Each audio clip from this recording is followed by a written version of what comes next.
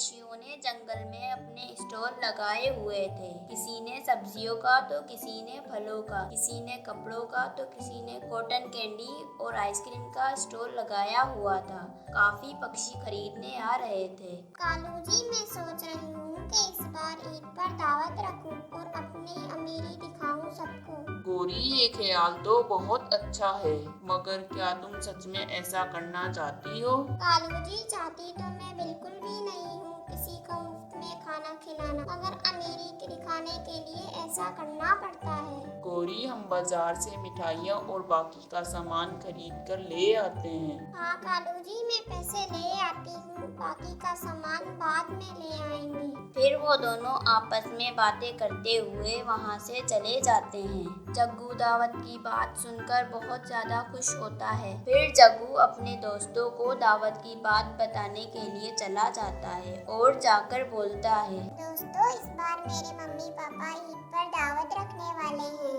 जग्गू यार, फिर तो ईद पर बहुत मजा आएगा। हम सब दोस्त तेरे घर पर बहुत मस्ती करेंगे। जग्गू, क्या आपके मम्मी पापा दावत में सबको बुलाने वाले हैं? हाँ, मेरे मम्मी पापा सबको बुलाने वाले हैं। मैंने उनको बातें करते सुना था कि वो जंगल के सब पक्षियों को बुलाने वाले हैं। मैं अपनी मम्मा को कहकर आज ही कपड़े ले लूँगा, फिर उसे तेरे घर पहन कर आऊँगा। दोस्तों, मैंने पहले ही कपड़े ले लिए हैं, मैं उनको ईद पर पहन कर आऊँगा।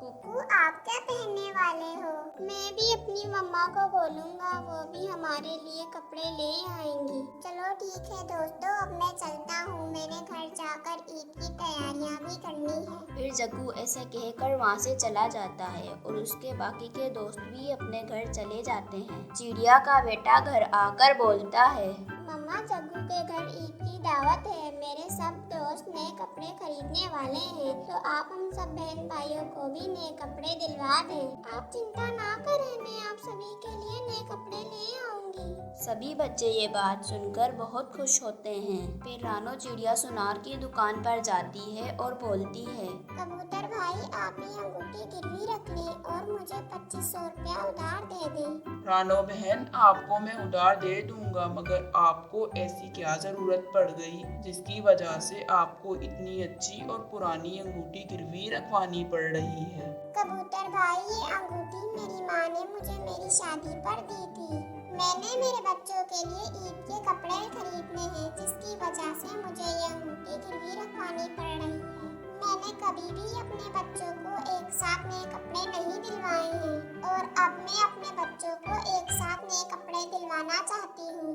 बस यही वजह है कबूतर भाई, आप मुझे पैसे उधार दे दें। ठीक है चिड़िया, तुम ये पैसे ले जाओ और मुझे भले आहिस्ता आहिस्ता करके लौटा देना। फिर चिड़िया कबूतर से पैसे लेकर अपने बच्चों के लिए कपड़े खरीदने के लिए बाजार चली जाती है और वहाँ जाकर बहुत से कपड़े खरीदने लगती है और काफी कपड़े खरीद लेती है। फिर वो सबके लिए कपड़े खरीदकर घर आती है और सब बच्चों को उनके कपड़े दे देती है। सब बच्चे अपने कपड़े लेकर बहुत खुश होते हैं। कालू जी, सारी तैयारियां हो गई हैं, अब सिर्फ न्योता देना बाकी है। ठीक है गौरी, मैं पहले सबको न्योता दे आता हूँ, बाकी के काम बाद में कर लूँगा।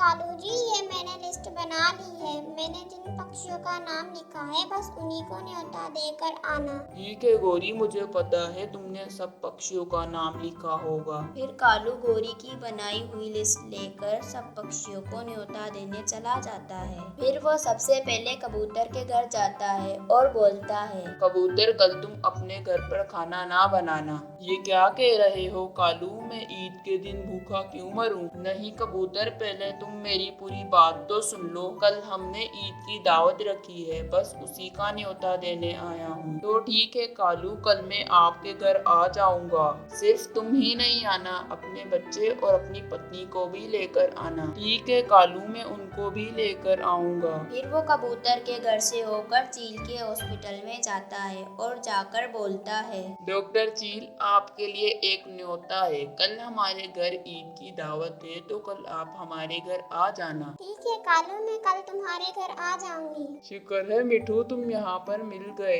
कल हमारे घर ईद की दावत है, तुम आ जाना। कालू सबको न्योता देने के बाद एक दरख्त पर बैठ जाता है और लिस्ट को देखकर बोलता है, यहाँ पर जितने भी नाम लिखे थे मैं सबको न्योता दे आया हूँ, मगर यहाँ पर 2 रानों का नाम ही नहीं है। मैं जाकर गोरी से पूछता हूँ। फिर कालू घर जाने लगता है और बोलता है। मैं घर जाकर गोरी से पूछता हूँ उसने रानों का नाम क्यों नहीं लिखा। फिर कालू घर जाता है और गोरी से पूछता है। गोरी तुमने जितने भी नाम लिखे थे मैं उन सबको न्योता दे आया हूँ, मगर लिस्ट में रानों का नाम नहीं था। तुमने रानों का नाम क्यों नहीं लिखा। कालू जी मैंने खुद ही रानों का नाम नहीं लिखा, उसके 7 बच्चे हैं और एक खुद सारा खाना तो वही खा जाते हैं, इसीलिए मैंने उनका नाम नहीं लिखा। गोरी ये तो गलत बात है, अगर रानों को पता चलेगा तो उसे कितना दुख होगा। तुम्हें ऐसा नहीं करना चाहिए था। कालू जी बुरा लगता है तो लगने दो, मैं उस चिड़िया और उसके बच्चों को नहीं बुलाऊंगी और तुम अब उसका नाम लेकर मेरा मूड मत खराब करो। कालू ये सुनकर चुप हो जाता है। फिर जब सब सो जाते हैं तभी कुक्कू अपनी मम्मा को आकर बोलता है। मम्मा अब तो काफी रात हो गई है मगर अभी तक हमें न्योता नहीं आया। बेटा आप चिंता ना करें, क्या पता वो सुबह को न्योता देने आ जाए, आप अब जाकर सो जाएं। मम्मा चिकू कबूतर और किक्कू तोता बोल रहे थे कि उनके घर न्योता आ गया है, मगर कालू अंकल ने हमारे घर अभी तक न्योता नहीं दिया। मम्मा क्यों, मुझे उनके घर दावत में जाना है, वो भी नए कपड़े पहनकर। कुकू बेटा कोई बात नहीं, हमें सुबह को न्योता आ जाएगा। अब ठीक है मम्मा, मैं जाकर सो जाता हूँ। फिर चिड़िया कुक्कू की बात सुनकर सोच में पड़ जाती है। फिर कुछ देर बाद सुबह हो जाती है, मगर बच्चे बेसब्री से न्योते का इंतजार कर रहे थे। तभी चिड़िया बोलती है। बच्चों आप सब ये भोजन खा लो, आप सब सुबह से उठे हुए हो, आप सबको भूख लगी होगी। फिर गुड़िया बोलती है। मम्मा क्यों कालू अंकल हमें न्योता देने नहीं आएंगे। बच्चों मुझे नहीं लगता कि कालू अंकल हमें न्योता देने आएंगे, शायद वो हमें अपनी दावत में नहीं बुलाना चाहते। अब आप सब चुप कर ये खाना खा लें। ऐसे ही चिड़िया अपने बच्चों को समझा रही होती है। दूसरी तरफ सब पक्षी दावत में पहुंच जाते हैं और कबूतर बोलता है। गोरी बहन दावत तो बहुत अच्छी है, इसमें किसी भी चीज की कोई कमी नहीं है। ये हम अमीर कौवों की दावत है, भला इसमें किसी चीज की कमी कैसे होगी। पैसा खर्च किया है पैसा। हाँ ठीक बोल रही हो, इसमें सजावट भी बहुत अच्छी हुई है। फिर तभी मिठू बोलता है। गोरी बहन रानू और उसके बच्चे क्यों नहीं आए। कबूतर जी मैंने उसको न्योता नहीं दिया। क्यों गोरी बहन आपने न्योता नहीं दिया। अगर 1-2 बच्चे होते तो न्योता दे देती, 7 बच्चे हैं, ऐसे परिवार से तो दूर ही अच्छी है। गोरी बहन आपकी ये बातें सुनकर मुझे बहुत दुख हो रहा है और मुझे दावत का भोजन खाने को भी मन नहीं है। मैं यहाँ से जा रहा हूँ।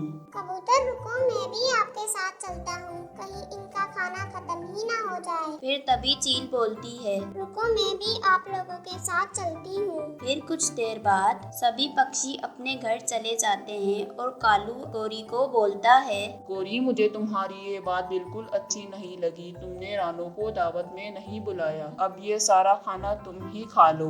तभी गोरी उसकी बात काटते हुए बोलती है। कालू जी मुझे अपनी गलती का एहसास है, अब हम रानों के घर जाते हैं, सभी पक्षी वहाँ पर होंगे और मैं सबको मनाकर ले आऊंगी और रानों से माफी मांग लूंगी। फिर गोरी रानों के घर जाती है और बोलती है। रानो चिड़िया मुझे माफ कर दो, मुझे अपनी गलती का एहसास हो गया है, मुझे तुम्हारे साथ ऐसा नहीं करना चाहिए था। फिर सब मिलकर ईद की दावत खुशी खुशी मनाते हैं।